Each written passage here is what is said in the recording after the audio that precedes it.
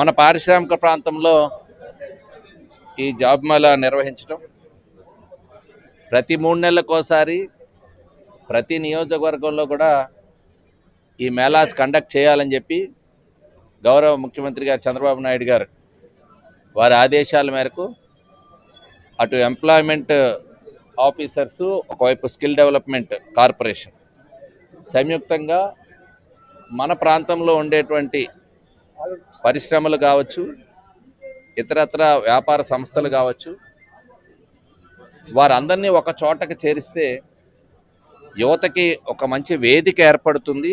ఆ వేదిక ద్వారా వారు వారి వారి హోదాలకు తగ్గట్టుగా, వారి ఎక్స్పెక్టేషన్స్ తగ్గట్టుగా వాళ్ళకు ఒక ప్లాట్ఫామ్ కనుక క్రియేట్ చేయగలిగితే వాళ్ళందరికీ కూడా ఉపాధి అవకాశాలు కలుగుతాయి. అలాంటి వేదికలు ఏర్పాటు చేయాల్సిందే అని కోరితే మన నియోజకవర్గంలో ఇప్పటికే 2 మేళాస్ కండక్ట్ చేయడం జరిగింది. గోపాలపట్నం, అదేవిధంగా ఐటీఐ జంక్షన్లో 2 ప్రాంతాల్లో కూడా అనూహ్యమైనటువంటి స్పందన, వందలాది మందికి ఉపాధి అవకాశం కూడా దక్కింది.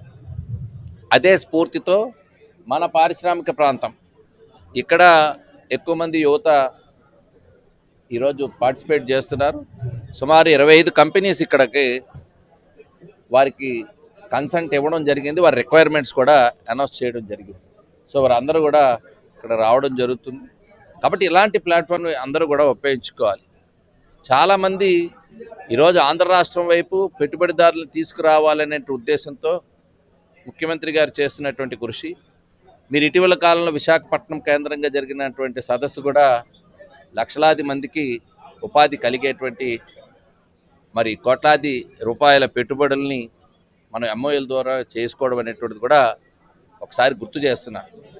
సో అవన్నీ కూడా గ్రౌండ్ అయితే 2-3 ఏళ్లలో ఆంధ్ర రాష్ట్రంలో అన్ని ప్రాంతాలు, ఒక ప్రాంతం కాదు, గతంలో మైక్రోసాఫ్ట్ ఒక కంపెనీ హైదరాబాద్ రూపురేఖలు ఏ రకంగా మార్చింది, తెలంగాణ రాష్ట్ర ఆదాయంలో ప్రధాన భూమిక ఐటీ సెక్టార్ ఏ రకంగా ఉంది, ఆ నగరం ఎలా అభివృద్ధి చెందిందో అందరూ చూశారు.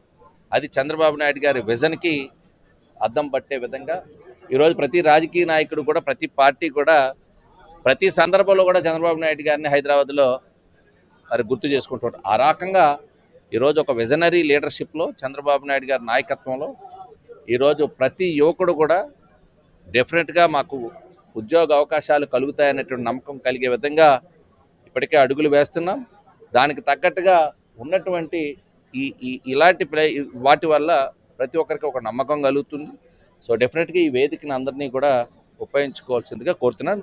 ఇది నిరంతర కార్యక్రమంగా కూడా గుర్తించాలని చెప్పి కోరుతున్నాను.